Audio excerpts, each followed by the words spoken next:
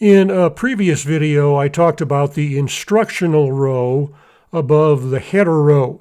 The agent will look at the headers to understand how to complete the table, but you may need to give instructions that won't fit in a short header. That's where the instructional row comes in. I found that the agent tends to give me more data than I want, so I use the instructional row to limit the scope of the agent's processes.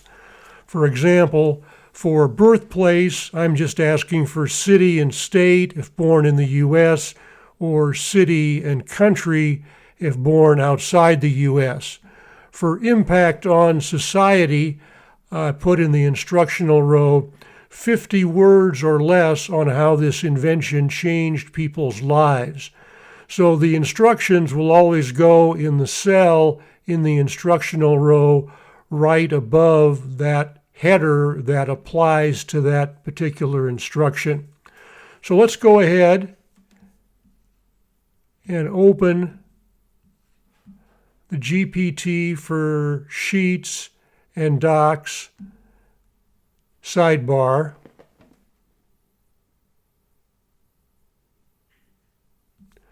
And we're going to click on this left arrow to go back to Home.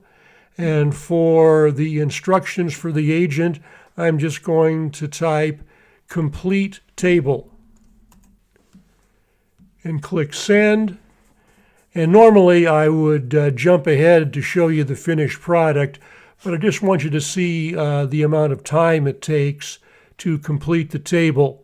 So the agent is showing me its plan for how it's going to complete the table, and it tells me it has read the table.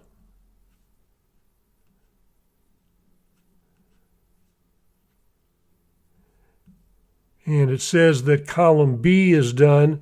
Where it says Sonar, that's the AI platform that the agent is using. It will use a different AI platform depending on what kind of task it has to complete. So now columns C and D are complete, and we're on to most famous invention. And we can see it's processing column E, and it's completed column E.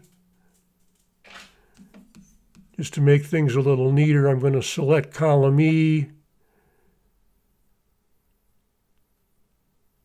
and wrap the text.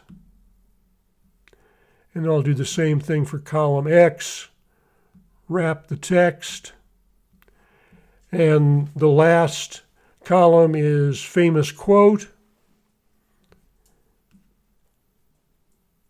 And it says column G is done. And we'll select column G and wrap that text. So now we've got this table with 10 famous inventors. We've got their date of birth, date of death, birthplace.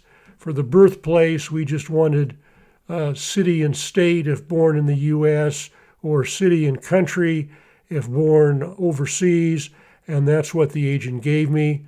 Then we've got most famous invention, less than 50 words on that invention's impact on society, and a famous quote from each inventor.